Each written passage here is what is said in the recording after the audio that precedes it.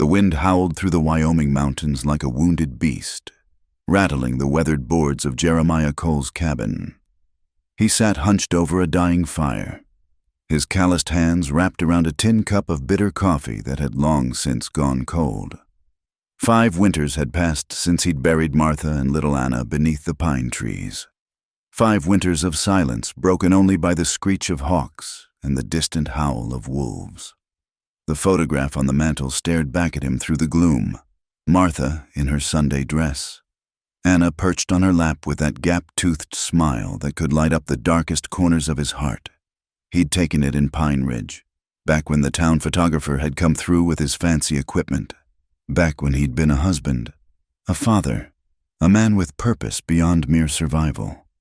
A crack of thunder split the night, followed by the rumble of shifting rocks somewhere up the mountain. Jeremiah barely flinched. These mountains spoke their own language, and after 5 years of solitude, he'd learned to distinguish between the ordinary groans of the earth and something more sinister. This sound, however, carried an edge that made him set down his cup. Then he heard it, a cry, high and desperate, cutting through the storm like a blade. Not a mountain cat, not a wounded elk. Human. He grabbed his Winchester and oil lantern, pushing out into the tempest. Rain lashed his face as he followed the rocky trail upward, boots slipping on wet stone. The cry came again, closer now, from somewhere near Devil's Drop, a treacherous ravine that had claimed more than one careless traveler. The lantern light caught the edge of a cave mouth he'd never noticed before, half hidden behind a recent rock slide. The opening yawned black against the granite face, and from within came voices, young, female, frightened. "Help us, please, somebody!" Jeremiah approached cautiously, rifle at the ready. In these parts, desperation could be its own kind of trap. He held the lantern high, illuminating the cave's interior. 3 girls huddled against the far wall, their arms wrapped around each other. But something was wrong with this picture. Despite the cave's dampness and the raging storm outside, their clothing was clean, almost pristine, store-bought dresses that belonged in a church social. Not a mountain cave. Their hair was neatly braided, faces unmarked by dirt or tears. The eldest, perhaps 17, stepped forward. Her eyes held a strange intensity that made Jeremiah's skin prickle. "Mr. Cole," she said, and his blood turned to ice. "Jeremiah Cole, we've been waiting for you." The rifle trembled in his hands. "How do you know my name?" The middle girl, maybe 15, tilted her head with an expression too knowing for her years. "We know about Martha. We know about Anna. We know why you hide up here, drowning in whiskey and sorrow." Who are you?" His voice came out rougher than intended. "Sisters," the youngest said, though she couldn't have been more than 13. "That's what they call us. But we remember, before, when we had different names, different families." The eldest girl reached into her dress pocket, and Jeremiah tensed.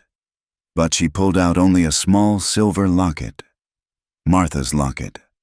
The one he'd buried with her. "She didn't kill herself. Mr. Cole, neither did Anna die in that fire. They lied to you. They've been lying to everyone in Pine Ridge for years." The cave spun around him. The lantern light flickered across their faces, casting shadows that seemed to dance with secrets. His legs felt weak, and he had to lean against the cave wall to keep from falling. "You're lying," he managed. "I buried them. I saw—" "You saw what they wanted you to see," the middle sister interrupted. "Empty coffins, staged scenes, while they took your daughter to the compound beneath the church. While they silenced your wife for trying to stop them." The youngest stepped closer, and in the lamplight, he could see her eyes clearly, green like spring grass, like Anna's eyes. "Your daughter lives, Mr. Cole, but not for much longer. They're preparing her for the awakening. Once it's done, the Anna you knew will be gone forever." Thunder crashed overhead, and rain began seeping through cracks in the cave ceiling. The 3 girls stood there, waiting, watching him with those 2 old eyes. Everything he'd believed, every night he'd spent mourning, every bottle he'd emptied trying to forget, It all crumbled like the rocks outside. "Prove it," he whispered. The eldest girl smiled, a sad, knowing expression. "Anna has a birthmark on her left shoulder, shaped like a crescent moon.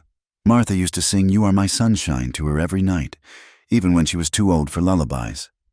The last thing Martha said to you was, 'Don't forget to feed the chickens.' Except it wasn't really about chickens, was it? It was your code, meaning someone was watching." Jeremiah's knees gave out. He sank to the cave floor, the rifle clattering beside him. These were things no one could know. Intimate details of a life he'd tried to bury with his family. "Why now?"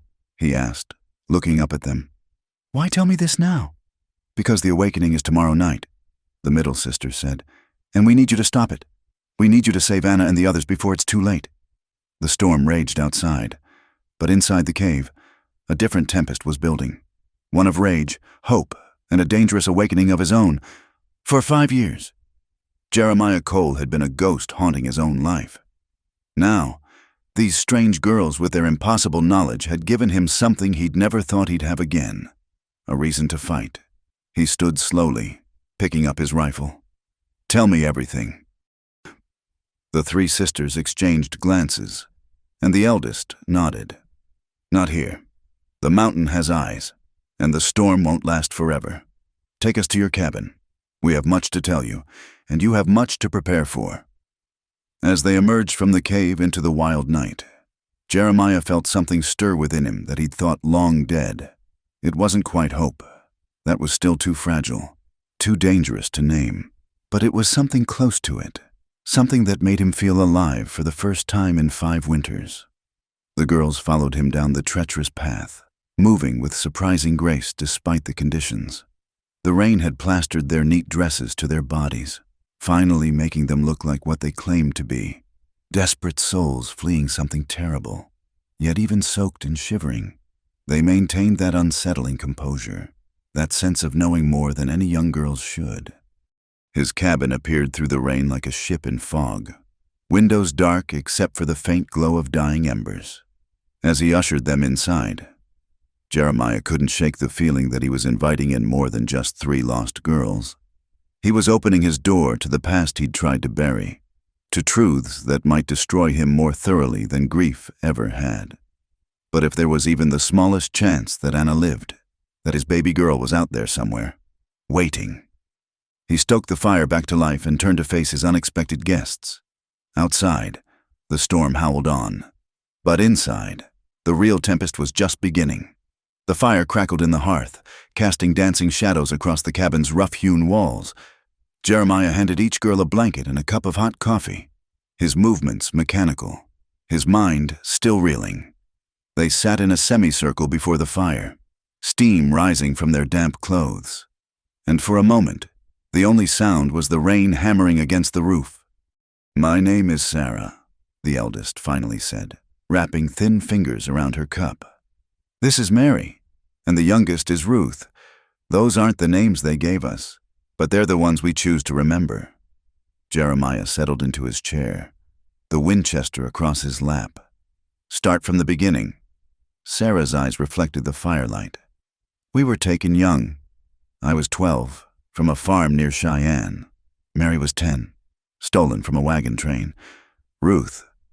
She glanced at the youngest girl. "Ruth was only 8 when they found her wandering after her family died of fever." "Who's they?" Jeremiah asked, though part of him already knew. "The family," Mary said, her voice barely above a whisper. "That's what Reverend Matthias calls it, his congregation in Pine Ridge. But it's so much more than that.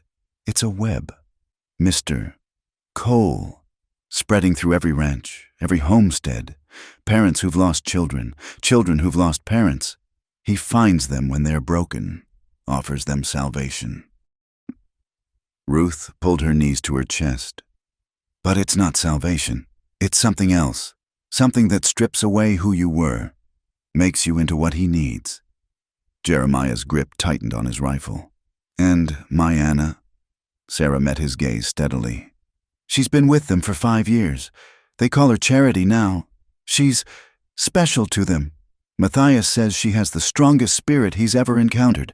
That's why the awakening must happen soon, before she grows too strong to control. The words hit him like physical blows. His little Anna, barely 6 when he'd lost her, now 11 and in the hands of madmen. What is this awakening? The 3 girls exchanged glances, and Mary spoke. It's a ceremony. When a child reaches a certain age, shows certain signs of remembering their old life, questioning the family's ways. Matthias performs the awakening to bind them permanently.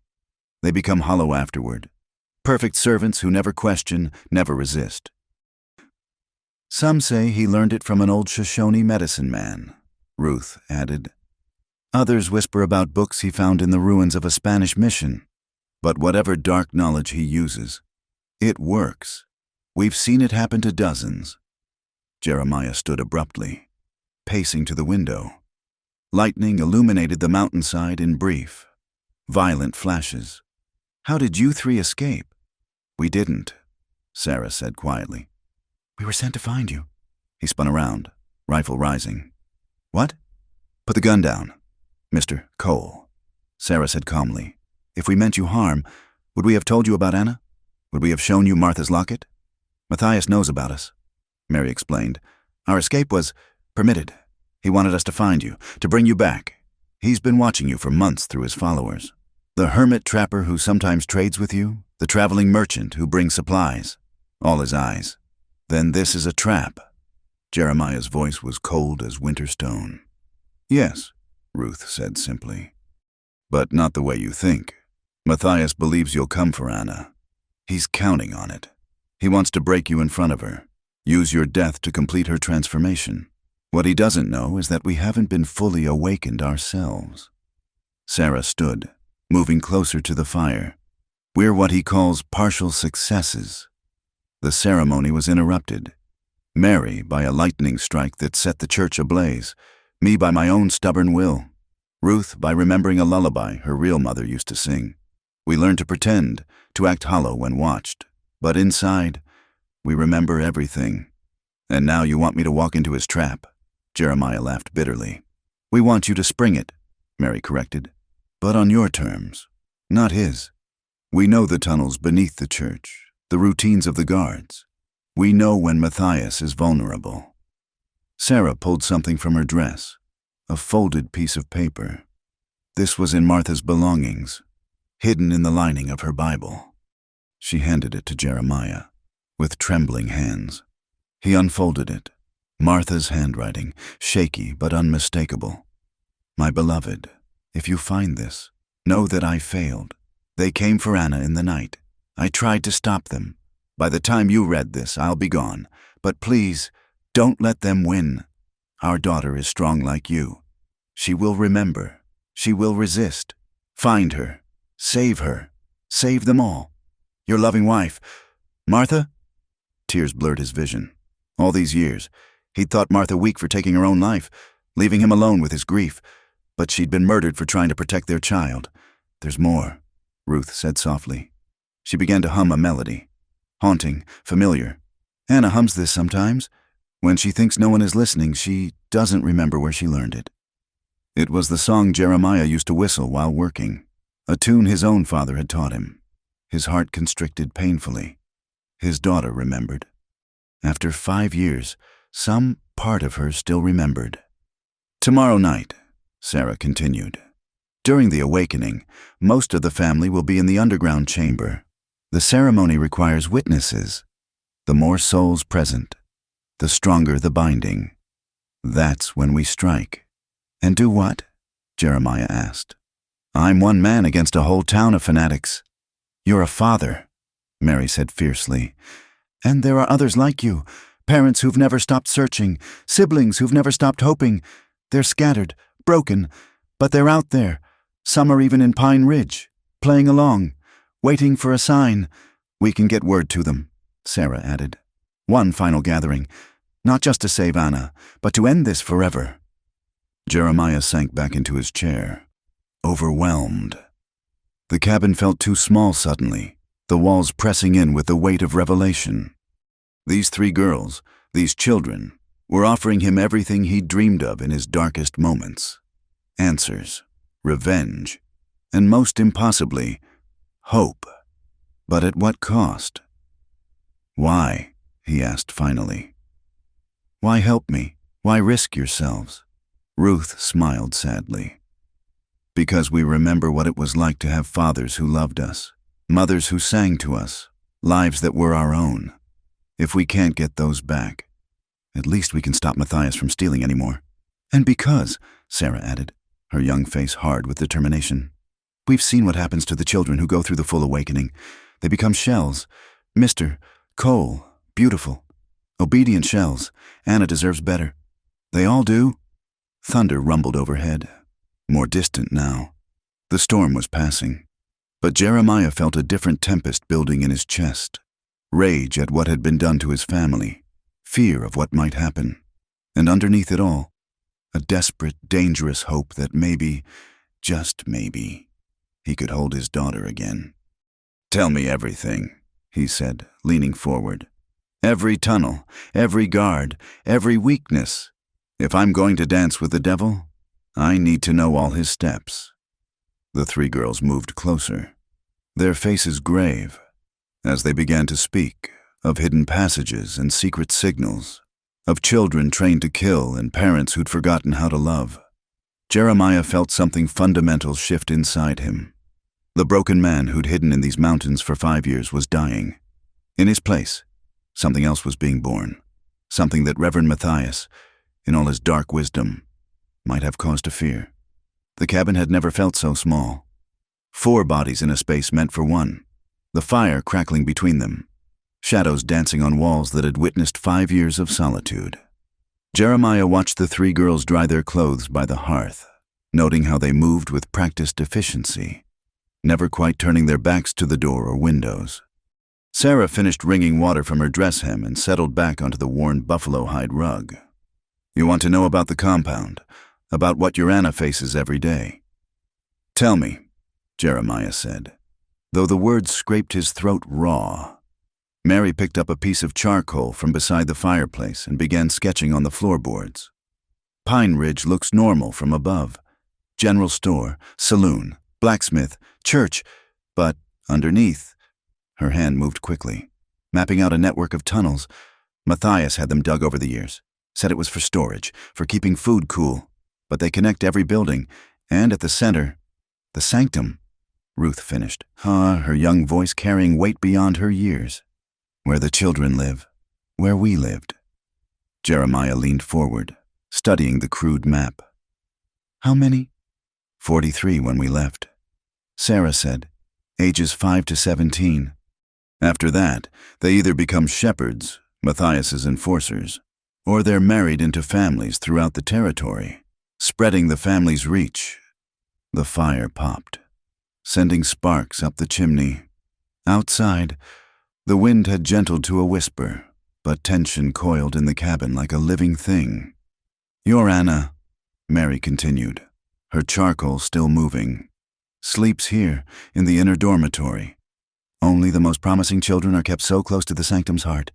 She's different from the others. Mr. Cole, stronger, even after 5 years. She still fights in small ways. How do you know this? Jeremiah's hands clenched and unclenched rhythmically. Ruth smiled sadly. Because she taught us how to resist. Little things, a song hummed under her breath, a flower picked and hidden beneath her pillow.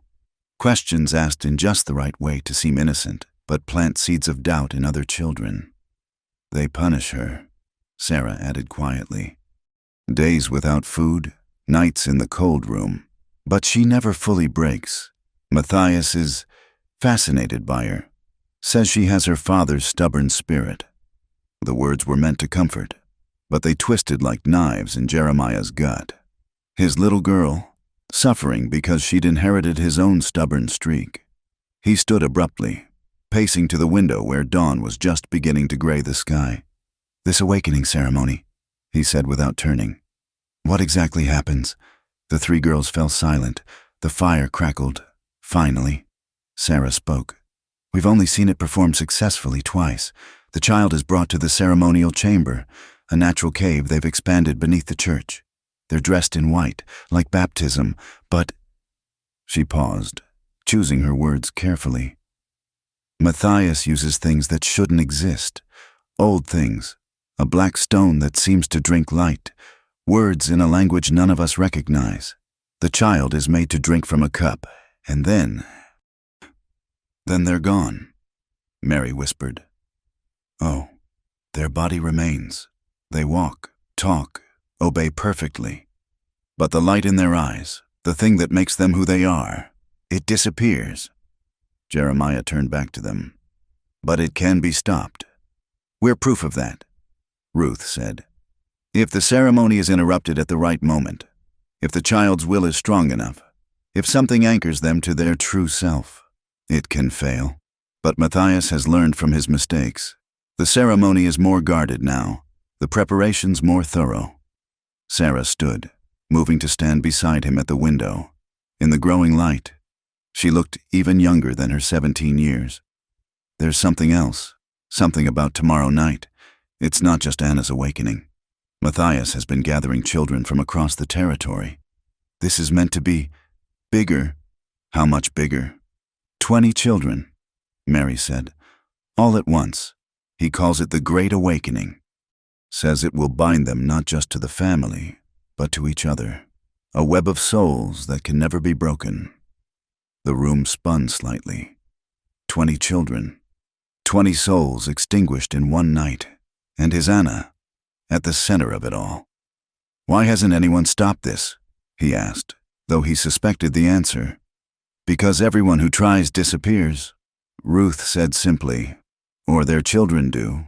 Or they wake up one morning believing they've always been part of the family. Matthias has followers everywhere. The sheriff, the mayor, even travelers passing through sometimes never leave. Just join.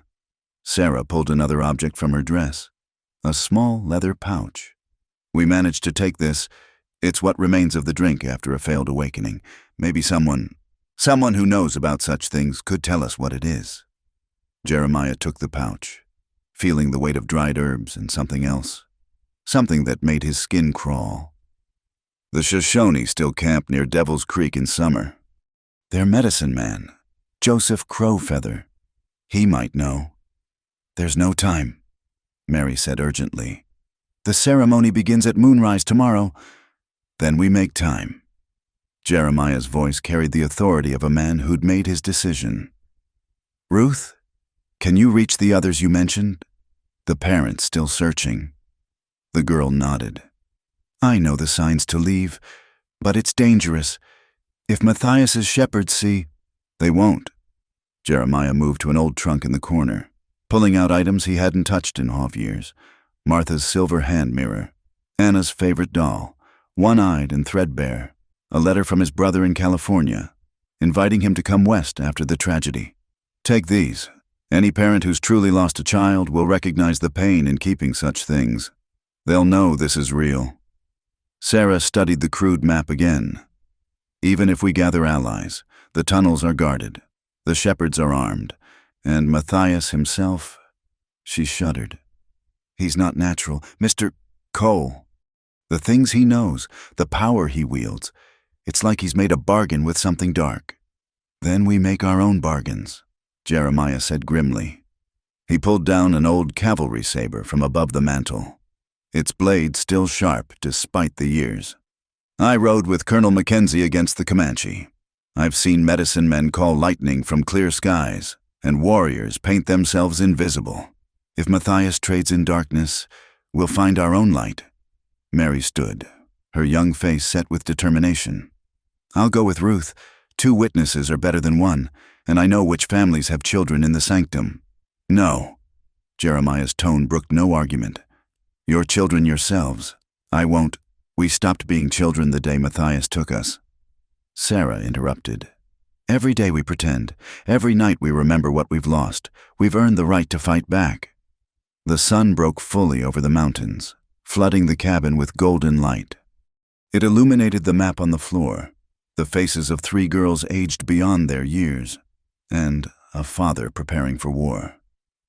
Tonight you rest, Jeremiah decided. Hidden here where Matthias won't think to look. At dusk, Ruth and Mary will go to town with my tokens, find our allies, Sarah, You'll guide me to Joseph Crow Feather. We'll learn what poison Matthias uses and how to counter it." "And tomorrow?" Sarah asked. "Tomorrow, we remind Reverend Matthias that some things are stronger than his dark magic." Jeremiah touched the photograph on the mantel. Martha and Anna, frozen in happier times. A father's love, a mother's sacrifice, and the stubborn spirit of a little girl who won't let them win. Thunder rumbled in the distance, though the sky was clear, whether it was nature or something else responding to his words. Jeremiah couldn't say, but in that moment, surrounded by broken children planning impossible things, he felt more alive than he had in 5 years. The trap was set. Tomorrow night, they would spring it. But for now, in this cabin that had seen too much sorrow, 4 souls bound by loss and hope began to plan the impossible: the salvation of innocence from the hands of evil, and the resurrection of families torn apart by darkness. The fire burned on, and outside, the mountains stood witness to the gathering storm. The ride to Devil's Creek took them through paths Jeremiah hadn't traveled in years. Sarah sat behind him on his old mare, her arms wrapped around his waist, lighter than his conscience, but heavier than the truth she carried. The leather pouch hung from his belt, its contents seeming to pulse with each step the horse took. Joseph Crow Feather's camp appeared as the sun reached its zenith, a collection of hide tents arranged in a semicircle near the creek's bend. Dogs announced their arrival, and warriors emerged, hands on weapons until they recognized Jeremiah. "Cole." Joseph stepped from the largest tent, his weathered face unreadable. "The mountains whispered you had become a ghost. Turns out I've been haunted instead." Jeremiah dismounted, helping Sarah down. "I need your wisdom, old friend." Joseph's dark eyes studied Sarah with an intensity that made her step closer to Jeremiah. "This child carries shadows. Come." Inside the tent, smoke from sage and sweetgrass made the air thick.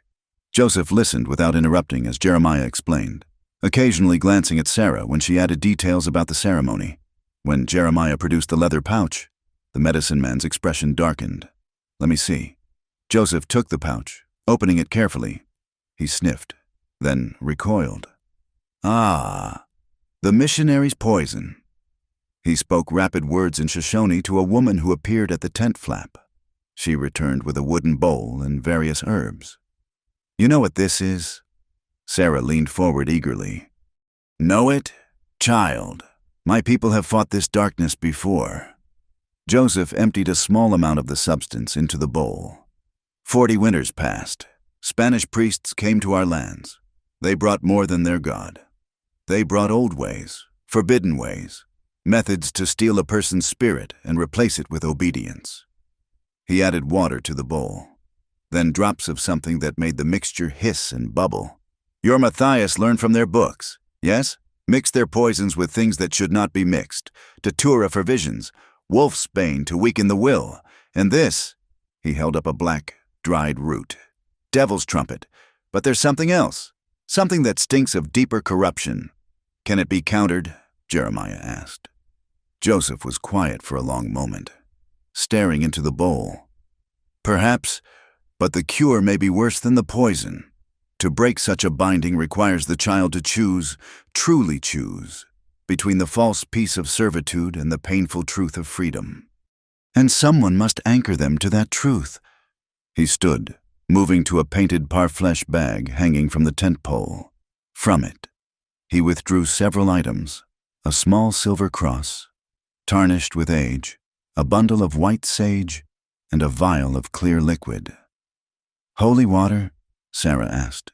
"Creek water," Joseph corrected. "Blessed by my grandmother's grandmother, from before the white man came. Your God, our spirits, against this darkness. All powers of light must stand together." He handed the items to Jeremiah.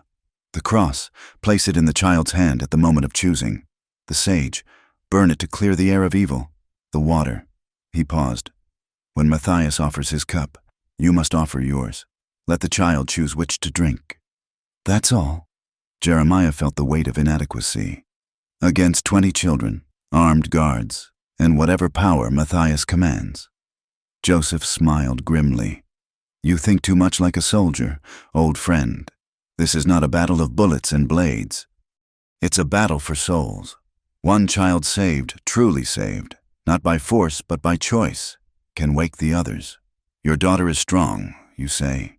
Then trust in that strength. A commotion outside interrupted them. One of Joseph's warriors entered, speaking urgently in Shoshone. Joseph's face hardened. Riders coming, many of them. White men with guns. Jeremiah's hand went to his pistol, but Joseph shook his head. Not here for war, they carry a white flag. But Cole, they wear the black clothes of the missionaries' people. They emerged from the tent to find 6 riders approaching. At their head rode a man Jeremiah recognized, Samuel Morrison, who ran the general store in Pine Ridge. Beside him, a younger man with the cold eyes of a true believer. Jeremiah Cole, Morrison called out, reining in his horse at a respectful distance. Reverend Matthias sends his greetings. Does he now? Jeremiah kept his hand near his weapon. The younger man spoke, his voice carrying an unsettling calm. The Reverend knows you have the stolen children. He offers you a choice. Return them now, and you may attend tomorrow's ceremony. You may see your daughter one last time before her awakening. Refuse, and you'll never see Pine Ridge again. Sarah stepped out from behind Jeremiah. Hello, Brother Thomas. Still doing Matthias's bloody work? Thomas's composure cracked slightly. Sister Sarah, you've strayed far from the family's embrace. Far enough to remember my real name was Catherine. She shot back. Far enough to remember you were called William before Matthias got his claws into you. Morrison shifted uncomfortably in his saddle. Cole, be reasonable. Your daughter has been well cared for. She's loved, educated, given purpose. Why throw that away for the ravings of confused runaways? Because that's not love, Jeremiah said quietly. That's ownership. And my Anna was born free. Thomas leaned forward. Your Anna is dead. Cole has been for 5 years. Tomorrow night, Charity will be born in full, and she'll serve a greater purpose than you ever could have given her. The warriors around them had quietly nocked arrows, awaiting Joseph's signal. The tension stretched taut as a bowstring. Tell Matthias, Jeremiah said finally, that I'll be there tomorrow night, but not to watch. Tell him I'm coming for my daughter, and any man or devil who stands in my way will learn what a father's love can do. Morrison paled. You're making a mistake. Cole, the Reverend's mercy has limits. So does mine. Jeremiah stepped forward. And I reached mine 5 years ago when I put empty coffins in the ground. Ride back to your master. Tell him the ghost of Jeremiah Cole is coming, and hell's coming with me. Thomas's hand twitched toward his gun, but Joseph's warriors drew their bows in unison. The sound of 24 arrows being aimed was louder than any words. We'll relay your message, Morrison said stiffly. He wheeled his horse around, but Thomas lingered. She won't know you, he said to Jeremiah. Whatever Sarah told you, whatever hope you're clinging to, your daughter won't remember. The preparation has been too thorough, the conditioning too complete. You'll die for nothing. Then I'll die a father, Jeremiah replied, which is more than you'll die as just another hollow man who traded his soul for the illusion of purpose. Thomas's face twisted, and for a moment, something almost human flickered in his eyes. Then it was gone, replaced by cold certainty. Tomorrow night, Cole, try not to disappoint the Reverend. He so rarely gets to demonstrate the full extent of God's power. The riders departed in a cloud of dust, leaving silence in their wake. Joseph placed a hand on Jeremiah's shoulder. You've declared war on darkness itself, old friend. No. Jeremiah watched the riders disappear over the ridge. I've declared war on a man who thinks he speaks for darkness. There's a difference. Sarah moved to stand beside them. They'll be ready now. Every guard, every trap. Matthias will turn Pine Ridge into a fortress. Good, Jeremiah said. Let him focus on keeping me out, while he's watching for a frontal assault. He turned to Joseph. How many warriors can you spare? The medicine man smiled. My people remember the Spanish priests and their stolen children. We remember the tears of mothers and the rage of fathers. You won't ride alone tomorrow night." As they prepared to leave, Joseph pulled Jeremiah aside. "One more thing. The girl, Anna. If she's as strong as you say, Matthias may try to use her against you. The partially awakened can be unpredictable. Be ready for anything." Jeremiah nodded, mounting his horse and pulling Sarah up behind him. As they rode back toward the cabin, the sun beginning its descent toward the mountains, he felt the weight of what was coming. Tomorrow night would bring either redemption or ruin. But at least now he had the truth. Martha hadn't abandoned him. She'd been murdered fighting for their child. Anna hadn't died. She'd been stolen and remade into something else. The empty years of grief had been built on lies. Tomorrow, one way or another, the lies would end, and Jeremiah Cole would either save his daughter's soul or die trying to free it. The moon hung low and bloated over Pine Ridge, casting silver light across empty streets. From his position on the ridge, Jeremiah could see the town laid out like a trap. Too quiet, too still. Beside him, Sarah pointed out the positions of guards, men who stood in shadows with rifles cradled in their arms. "There," she whispered. "The church.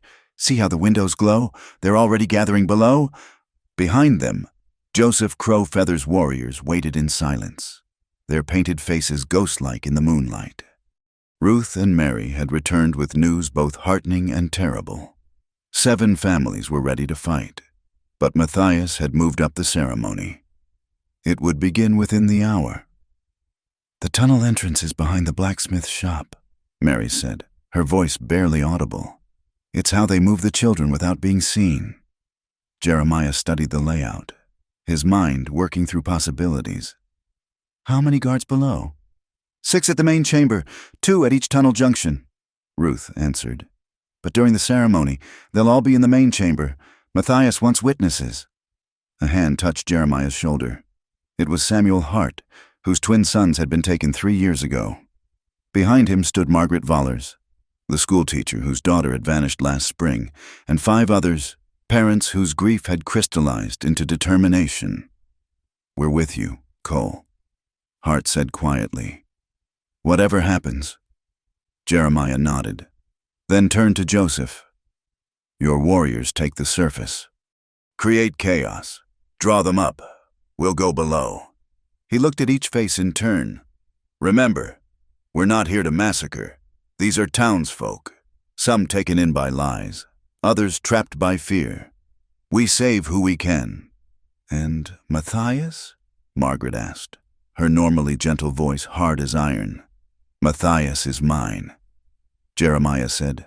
They moved like shadows down the hillside. The first guard never saw the warrior who rose behind him, hand clamping over his mouth. One by one, the exterior sentries fell, not dead but unconscious, bound with rawhide. The blacksmith shop loomed dark and silent. Sarah led them to a seemingly solid wall that swung inward at her touch, revealing stairs descending into darkness.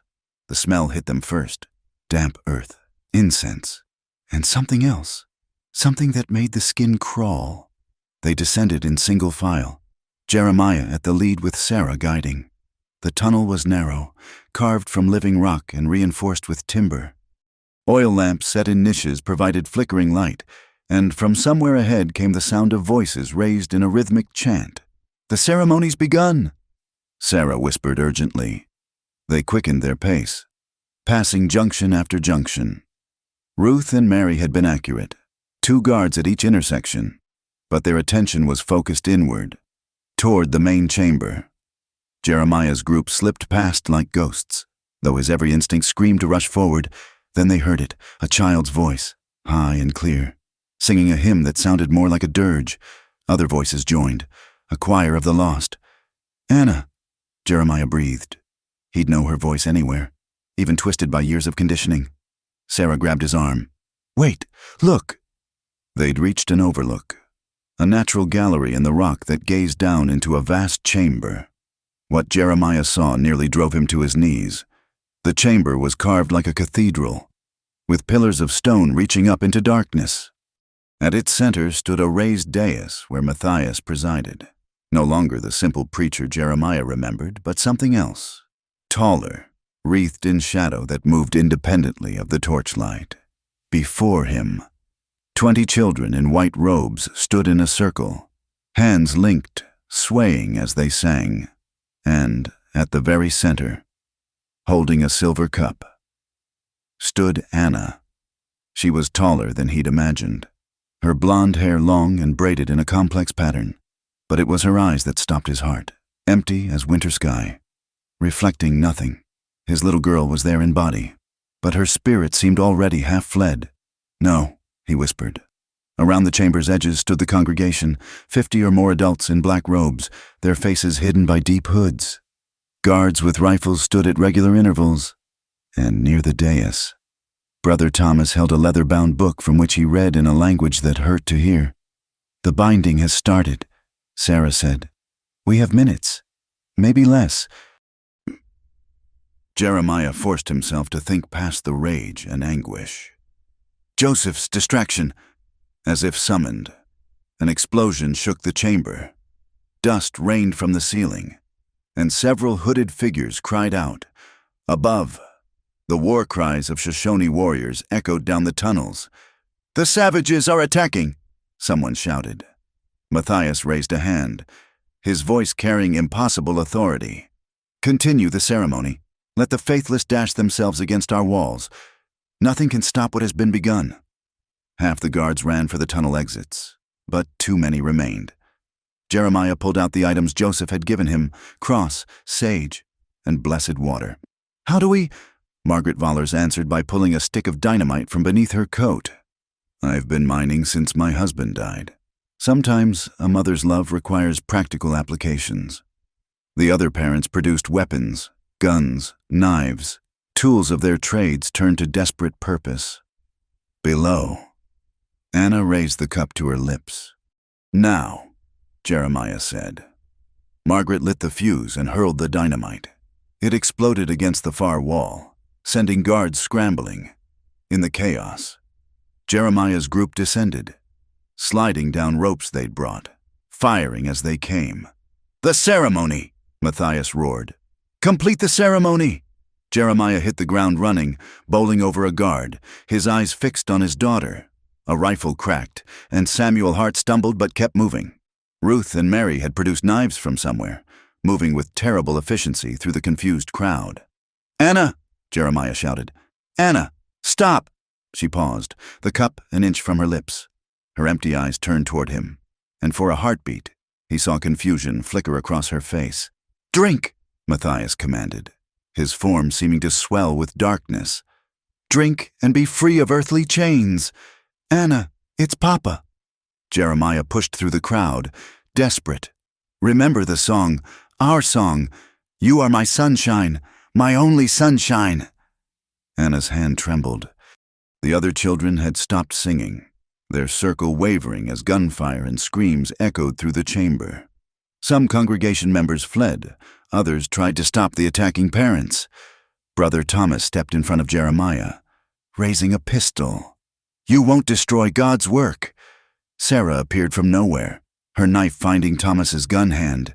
He screamed, dropping the weapon, and she kicked him aside. "Go, get to Anna!" Jeremiah ran, pulling out Joseph's blessed water. He was 20 feet away, 15, 10. Matthias moved faster than any human should, intercepting him.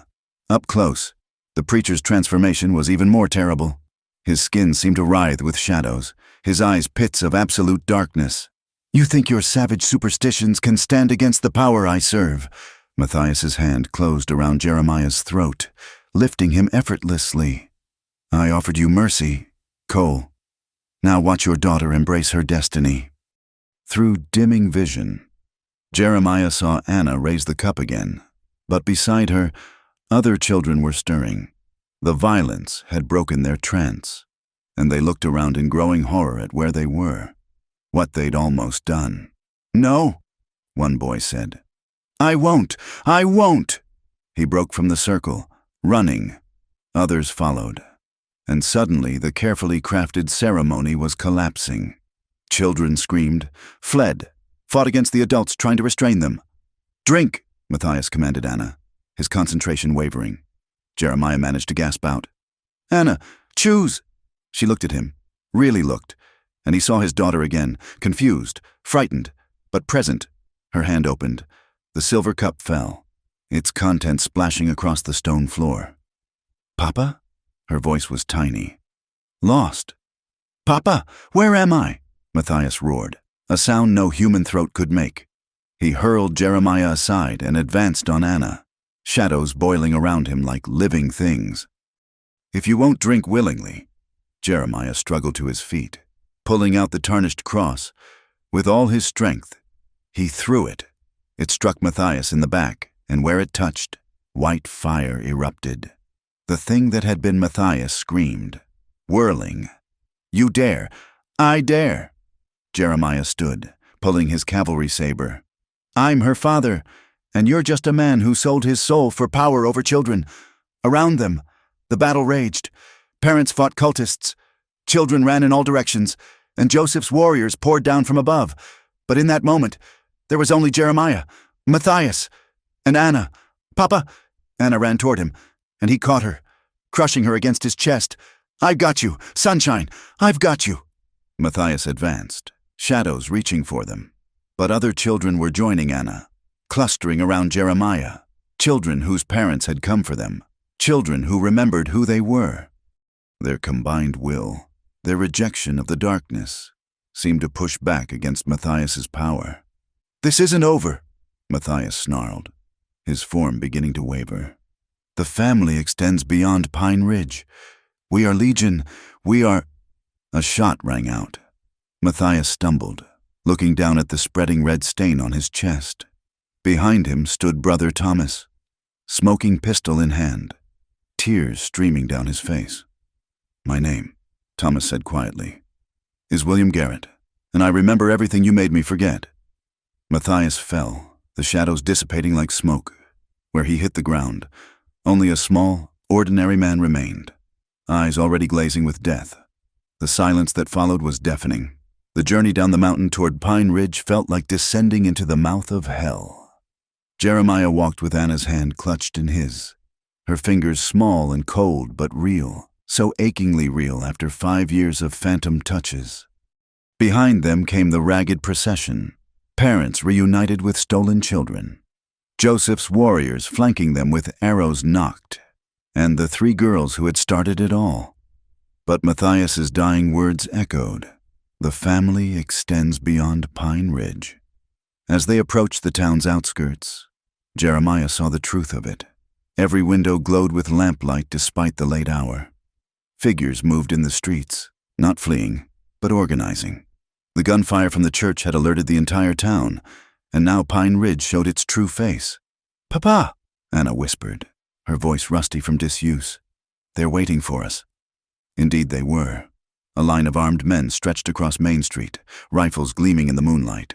Behind them, women and children stood in neat rows, their faces blank with the same emptiness that had nearly claimed Anna.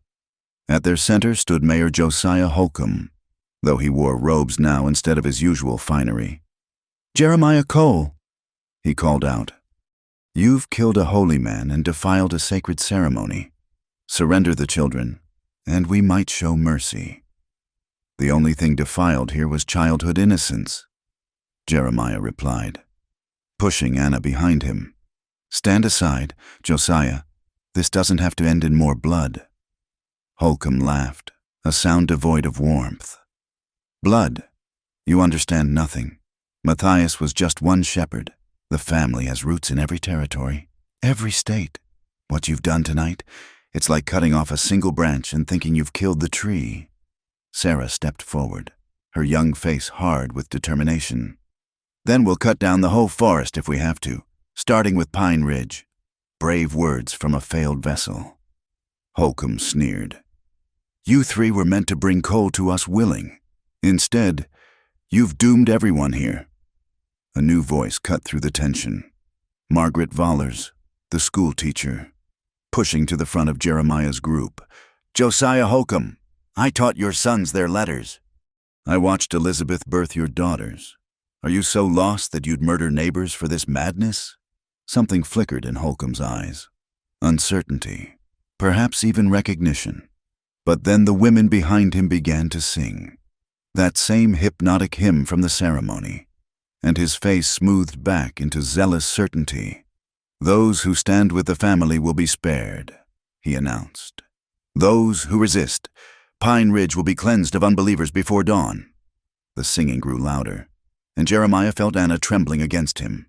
Other rescued children whimpered, some trying to step forward, drawn by the familiar sound. "Cover your ears," Ruth shouted to the children. "Remember who you really are." But the damage was already done. 3 of the rescued children broke free, running toward the line of townspeople. Their parents cried out, tried to follow, but rifle barrels swung their way. "You see?" Holcomb smiled coldly. "The conditioning runs deep. They'll always belong to us, no matter how far you take them." That's when Joseph Crowfeather spoke, his voice carrying despite its quiet tone. "You speak of belonging like ownership, but the spirit cannot be owned, only caged, and cages can be broken." He raised his staff, and his warriors began their own chant, not the eerie harmony of the family, but something older, wilder. The sound seemed to wake something in the night air, making the townspeople's song falter. "Savage magic," Holcomb spat. "Sherman, Matthews, clear the street." 2 men stepped forward with torches, clearly intending to set fire to the buildings and trap Jeremiah's group. But as they moved, William Garrett, the man who had been Brother Thomas, emerged from the shadows behind the family's line. "I wouldn't," he said quietly, pressing a pistol to Holcomb's head. "Unless you want to meet your maker sooner than planned." Chaos erupted. Some townspeople scattered, their conditioning broken by the threat to their leader. Others pressed forward, faces twisted with fanatic fervor. Gunfire cracked through the night, and Jeremiah shoved Anna to the ground, covering her with his body. "The tunnels!" Sarah shouted. "They'll try to flank us through the tunnels." Sure enough, armed figures were emerging from concealed entrances all along the street. The rescued children screamed. Parents fought desperately to protect them, and Joseph's warriors loosed arrows with deadly precision.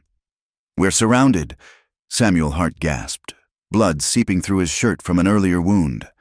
Jeremiah's mind raced.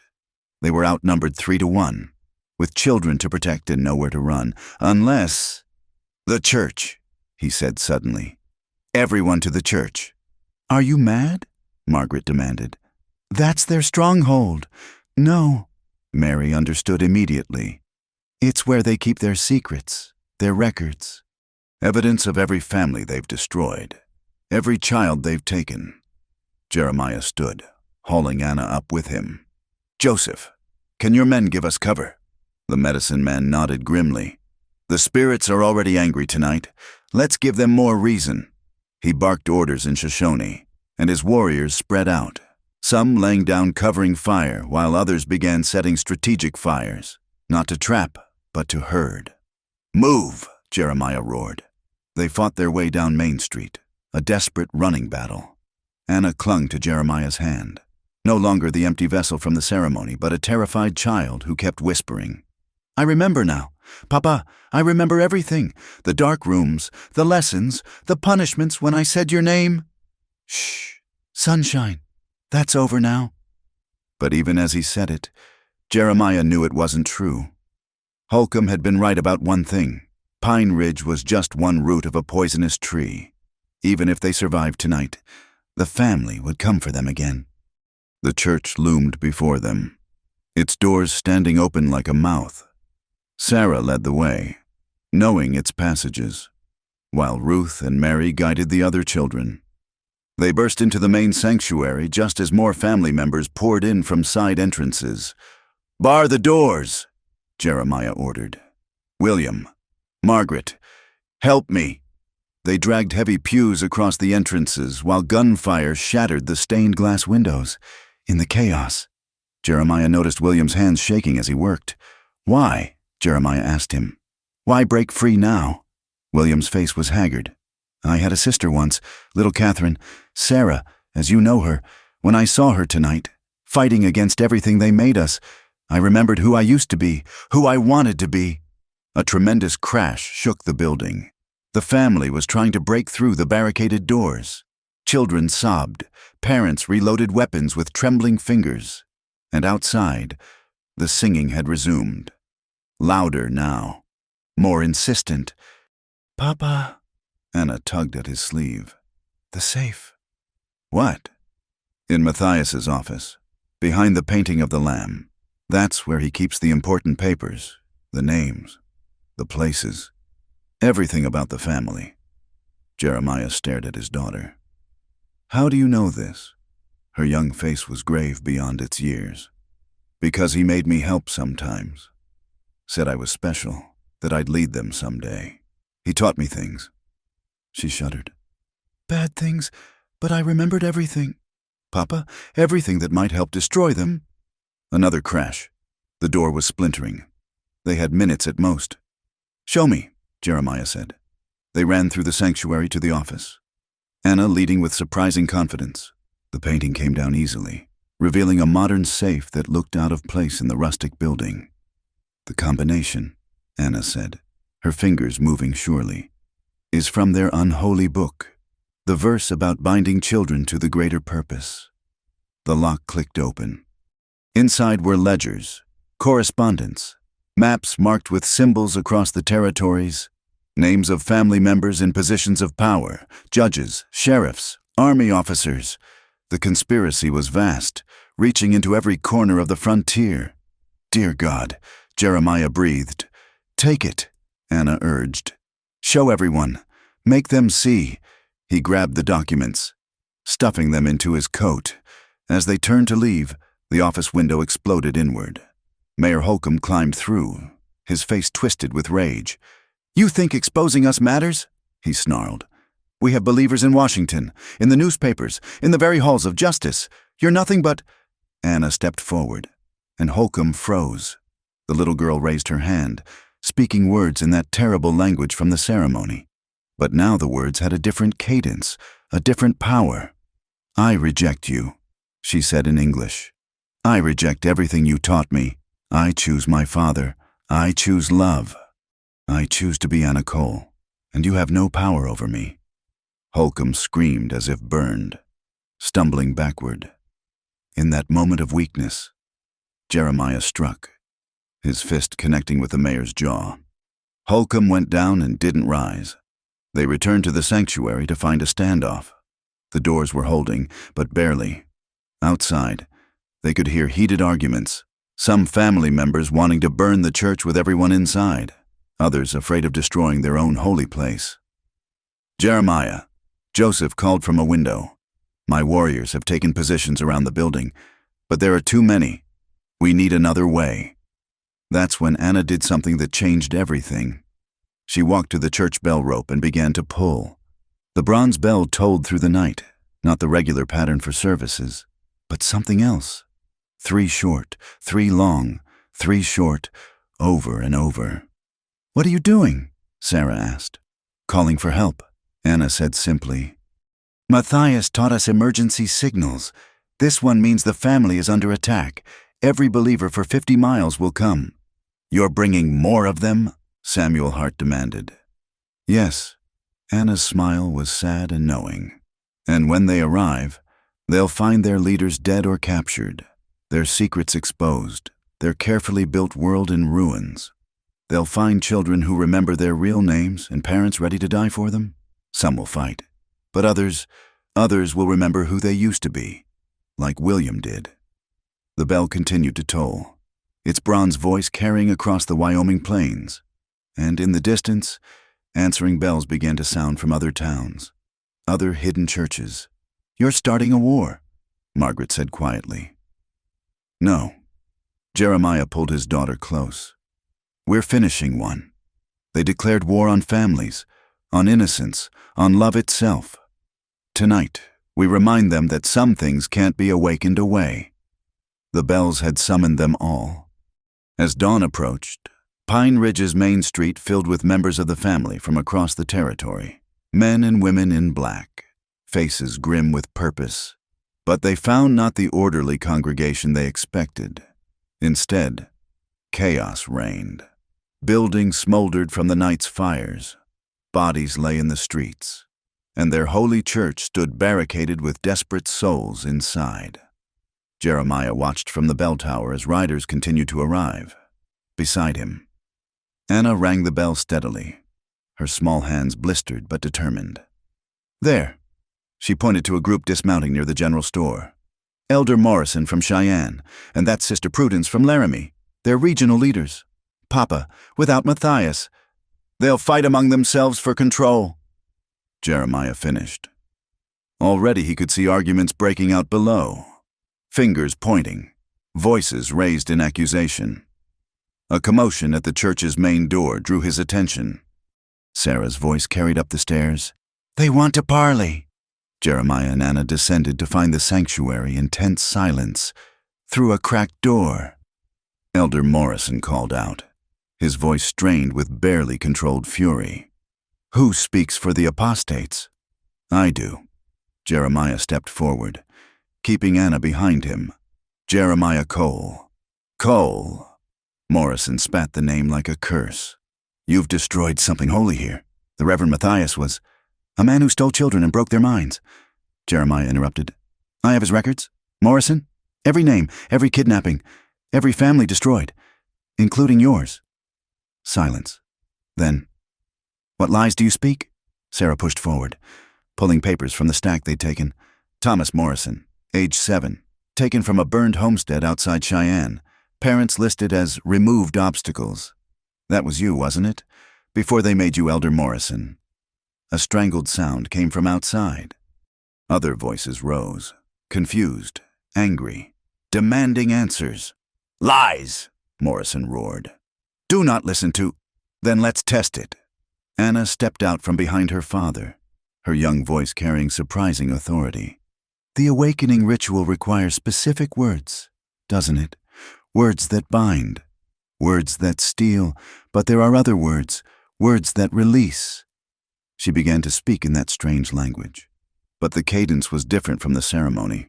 Where those words had bound, these seemed to cut invisible threads. Several family members outside cried out, stumbling, hands going to their heads. "Stop her," Morrison commanded, but his own voice wavered.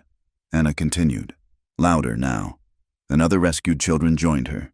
They had all heard enough during their captivity to learn fragments. The effect was immediate and terrible. Family members collapsed, convulsed, or simply stood frozen as memories flooded back. "My name is Mary Sullivan," one woman gasped, tearing off her black hood. "I had a daughter. Where is my daughter?" "James!" a man cried out. "I was James Patterson. I had a farm, a wife. Oh God, what have I done?" The carefully maintained order of the family shattered like glass. Some members fled. Others turned on their leaders, demanding answers. A few hardliners tried to maintain control, but they were overwhelmed by the awakening chaos. Morrison himself pushed through the crowd, his face twisted with rage and something else, fear. "You don't understand what you've done. The family was keeping something at bay, without our bonds, without our unity. It will return." "What will return?" Jeremiah demanded. But Morrison was beyond answering. His eyes rolled back, foam flecked his lips, and he spoke in a voice not quite his own. "The ancient hunger stirs. The bonds are broken. What was sealed shall walk again." He collapsed, convulsing. Around the church, other family members were experiencing similar fits. The children who had been speaking the release words stopped, frightened by this unexpected response. "Papa?" Anna whispered. "Something's wrong. The words, they were supposed to free people, not—" She was interrupted by a sound that made everyone freeze, a deep rumbling from beneath the earth. The church floor cracked, dust raining from the rafters. "The tunnels!" Ruth gasped. "Something's in the tunnels!" William Garrett, his face pale with recognition, grabbed Jeremiah's arm. Morrison was right. Matthias wasn't just binding children. He was binding something else. Something old. The rituals, the ceremonies. They were seals. Seals on what? William's answer was drowned out by an inhuman roar from below. The floor of the sanctuary buckled upward, and through the widening cracks came a stench of centuries-old decay. "Everyone out!" Jeremiah shouted, but panic had already taken hold. Family members and rebels alike fled for the exits as something vast and dark began to emerge from the depths. In the chaos, Jeremiah lost sight of Anna. Anna! He fought against the tide of fleeing bodies. Anna! Papa! Her voice came from near the altar, where a massive crack had opened. She stood frozen as something pale and terrible pulled itself from the earth. Something that might once have been human, but had been transformed by centuries of dark worship and buried hunger. Jeremiah ran, scooping up Anna just as a clawed hand the size of a wagon wheel slammed down where she'd stood. The thing that emerged defied clear description. Partly corpse, partly shadow, partly something older than either. Its eyes were pits of endless hunger, and its mouth opened to reveal row upon row of teeth. The devourer. William gasped, pulling them toward a side exit. The Spanish priests found it, tried to contain it. Matthias continued their work, using the family's collective will to keep it bound. But now, the creature pulled itself fully from the pit, standing 20 feet tall in the sanctuary. It looked at the fleeing humans and laughed, a sound like breaking bones. Outside, dawn was breaking properly now, painting the sky blood red. The remaining family members had formed a circle, some praying, others loading weapons. Joseph Crow, Feather, and his warriors stood ready, though uncertainty marked their faces. "Can it be killed?" Jeremiah asked. "The Spanish records spoke of sacrifice," William said. "Willing sacrifice. Someone bound to the family but choosing freedom. Their blood could seal it again. Then I'll—" Jeremiah began. But Anna grabbed his hand. "No, Papa, it has to be one of us. The children. We're the ones caught between bound but not broken, awakened but not lost." She looked at the other rescued children. "We have to choose." "Absolutely not." Jeremiah's voice was iron. "I didn't save you to—" The church wall exploded outward. The devourer emerged, larger now, feeding on fear and chaos. It moved toward the nearest group of people with inhuman speed. That's when something extraordinary happened. The children, all of them, rescued and family alike, began to sing. Not the eerie hymns of the cult, but something simpler. "You are my sunshine." Anna's voice led them, clear and strong. The devourer paused, its ancient head tilting. The song seemed to pain it, making it writhe and shriek. "Love," Joseph Crowfeather said suddenly. "Not sacrifice. Love." The Spanish priests and Matthias understood only binding through fear and control. But love, chosen freely, given without condition, that's stronger than any chain. Parents began joining the song. Then others, even former family members, remembering lullabies from lives stolen. The simple melody rose with the dawn, and where the light touched the devourer, it began to smoke and dissolve. The creature fought back, lashing out with shadow tendrils, but the singing grew stronger. Anna stepped forward, still holding Jeremiah's hand, and other children joined her, a line of small figures against an ancient evil. "We choose love," Anna said firmly. "We choose family, real family. We choose to remember who we are." The devourer made one last attempt, lunging at the children. But the combined will of love and memory struck it like a physical force, with a final shriek that shattered every window in Pine Ridge. It collapsed into shadow and dust, pulled back into the earth that had held it for so long. As the last echoes faded, the crack in the church floor sealed itself, leaving only a dark stain on the ground. Silence fell over Pine Ridge, broken only by the sound of weeping, tears of relief, of recognition, of families reunited and minds restored. The sun rose fully, bathing the town in clean light. Elder Morrison, his true self apparently restored, stood shakily. "Thomas," he whispered. "My name was Thomas Morrison. I remember my parents. They died trying to save me from the thing that would make you forget," Sarah said gently. "But you remember now. We all do." Jeremiah held Anna tight, feeling her heartbeat against his chest. Alive. Real, his. Around them, the work of healing had begun. Families found each other. Names were reclaimed. and the documentation from Matthias's safe was already being organized to reunite more stolen children across the territories. "Is it over?" Anna asked, looking up at him. "This part is," Jeremiah said. "There's more work to do, more children to find, more families to heal, but yes, sunshine, the darkness here is ended." As if in agreement, church bells began to ring across the valley, not the commanding toll of the family, but a joyful chaos of celebration, each bell finding its own voice after years of enforced harmony. Pine Ridge would need to be rebuilt, not just its buildings, but its soul. But as Jeremiah watched former enemies embrace, as he saw children teaching adults the words of release, as he felt his daughter's hand warm and trusting in his, he knew they had won something more precious than any battle. They had won back their humanity, and somewhere in the mountains, Martha's spirit could finally rest, knowing their daughter was free.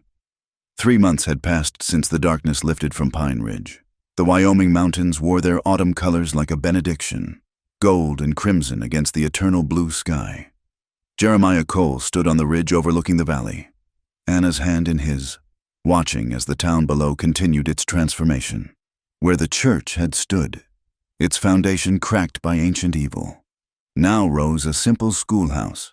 Margaret Vollers had insisted on teaching there, saying education was the best ward against future darkness. Children who had once chanted in dead languages now recited their letters, their laughter carrying on the wind. "Papa," Anna said, pointing to a wagon train approaching from the east. More families. Indeed, every week brought them. Parents searching for lost children. Children seeking families they barely remembered. The documents from Matthias's safe had been sent to territorial marshals, newspapers, and government offices. The family's network was being systematically dismantled across the frontier. Sarah, Mary, and Ruth had chosen to stay, helping reunite families and teaching the release words to those still partially bound. They lived with Margaret now, finally having the childhood that had been stolen from them. "Mr. Cole!" a voice called from below. William Garrett climbed the path, no longer the hollow brother Thomas, but a man reclaiming his life day by day. Telegraph just came in from Denver. They found 12 children there, all bearing the family's mark. The territorial governor's sending them here for rehabilitation. Jeremiah nodded. Pine Ridge had become a beacon for the lost, a place where stolen years could be partially reclaimed. It wasn't always easy. Some children were too deeply conditioned, some families too broken to fully mend. But they tried, and in trying, found hope. As they descended toward town, Anna began humming, not the eerie hymns of her captivity, but "You Are My Sunshine," the song that had become Pine Ridge's unofficial anthem. Other children picked up the melody, and soon the valley rang with innocent voices. They passed the new cemetery where Matthias and his fellow architects of darkness lay buried. Simple stones, no names. Margaret had insisted they deserved that much dignity, monsters though they'd been. Beside it stood a memorial garden for the families destroyed, with Martha Cole's name carved prominently on the central stone. "She saved us all, you know," Anna said quietly, touching her mother's name. "If she hadn't fought them, hadn't hidden that letter, you might never have learned the truth. Your mother was the bravest woman I ever knew." Jeremiah replied, "You have her courage." In the town square, preparations were underway for the Harvest Festival, the first celebration Pine Ridge had seen in years that wasn't tainted by the family's influence. Joseph Crowfeather's people had been invited, bridges building between communities that had long viewed each other with suspicion. Samuel Hart, recovered from his wounds, worked alongside his reunited twin sons to raise a community barn. The Vollers family strung lanterns between buildings. Even old Morrison, Thomas Morrison, as he insisted on being called now, contributed. His wealth now turned to rebuilding rather than controlling. "Mr. Cole." Morrison approached, hat in hand. "I've been thinking, the children coming from Denver. They'll need homes while they heal. I have that big house, mostly empty now." "That's generous of you, Thomas," Jeremiah said, and meant it. The man's transformation had been one of the most complete, from elder of darkness to grandfather to the lost. As the sun began its descent, painting the mountains in shades of rose and gold, the harvest festival officially began. Fiddle music replaced hymns, square dancing replaced rigid ceremonies, and joy, genuine, chosen joy, replaced enforced devotion. Anna danced with other children, her laughter bright as silver bells. The empty look was gone from her eyes, replaced by the spark Jeremiah remembered from her youngest years. She wasn't unchanged, none of them were, but she was healing, growing, becoming herself again. "She's strong," Sarah said, appearing beside him with a cup of cider. "Stronger than any of us were at her age. She'll do great things, Mr. Cole." "She already has," Jeremiah replied. "She chose love over fear.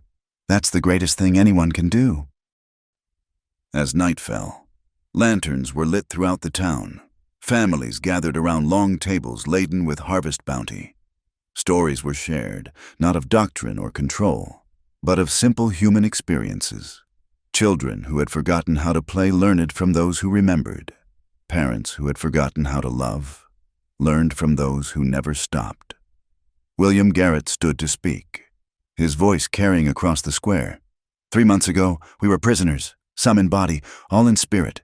Tonight, we feast as free people, not because the darkness was weak, but because love was stronger." Cups raised in agreement. Then Anna stood, small but determined. "I want to say something," she announced.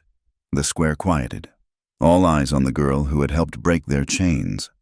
"The family taught us that belonging meant forgetting who we were, but real family," she looked at Jeremiah, then at the crowd. "Real family helps you remember. And if you can't remember, they love you anyway until you can." "To family," someone shouted, and the toast was taken up by every voice.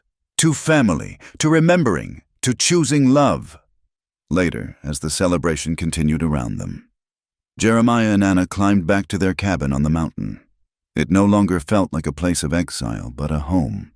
One they returned to by choice, not flight. Inside, Jeremiah had hung new pictures alongside the old. Anna with her new friends, Sarah, Mary, and Ruth on the schoolhouse steps. The harvest festival in full swing, life continuing, love persisting. "Papa," Anna said as he tucked her into bed, a ritual she'd insisted on resuming despite being 11. "Do you think Mama can see us? Do you think she knows we're okay?" Jeremiah kissed her forehead. "I think she knows. Sunshine. Every time you sing, every time you choose kindness over fear, she knows." Anna smiled, already drifting toward sleep. "Then I'll keep singing." As Jeremiah sat by the dying fire, listening to his daughter's peaceful breathing, he reflected on the journey that had brought them here. The family's physical network was broken, their stolen children returning home, but their greatest defeat was this, proving that love freely given was stronger than any chain forged by fear. Outside, an owl called across the valley, and somewhere distant, another answered. The mountains stood eternal guard, and Pine Ridge slept peacefully below. A town reborn, a community choosing to heal together. There would be challenges ahead. Some scars ran too deep to fully heal. Some children might never remember their true names. Some families could never be completely restored. But they would face these challenges together, with love as their guide and memory as their guardian. The fire crackled lower, and Jeremiah allowed himself a moment of pure gratitude. His daughter was home. The truth had set them free. And somewhere in the Wyoming night, he could almost hear Martha's voice on the wind, singing their sunshine to sleep. Tomorrow would bring new arrivals, new challenges, new opportunities to choose love over fear. But tonight, in a cabin once haunted by loss, a father and daughter slept peacefully, their hearts finally, truly, home. The mountains kept their ancient watch. Stars wheeled overhead in their eternal dance, and in Pine Ridge, children dreamed not of darkness and binding, but of sunshine, laughter, and the faces of those who loved them enough to fight for their souls. The family was broken. But families, real families, chosen families, families of the heart, were being born anew with each passing day. And in that rebirth lay the promise that no darkness, however deep, could stand against the simple, revolutionary act of loving a child back to life. In the end, that was the true miracle of Pine Ridge. Not the breaking of evil, but the choosing of good. Not the ending of one story, but the beginning of hundreds, each child a new chapter, each reunited family a testament to the power of never giving up hope. And in a cabin on a Wyoming mountainside, Jeremiah Cole smiled in his sleep, holding tight to a truth 5 years of lies couldn't erase. Love always finds a way home. Thank you for listening to this story from the Wild West. If you're enjoying these tales of courage, family, and redemption from America's frontier, we'd love to hear from you. Please comment below and let us know where you're listening from, whether it's during your commute, at home, or somewhere across this wide world. Don't forget to subscribe to From Wild West channel for more gripping stories from the American frontier. And share your thoughts about Anna and Jeremiah's journey. What touched your heart? What surprised you? We read every comment and love connecting with our listeners. Until next time, keep the spirit of the Old West alive.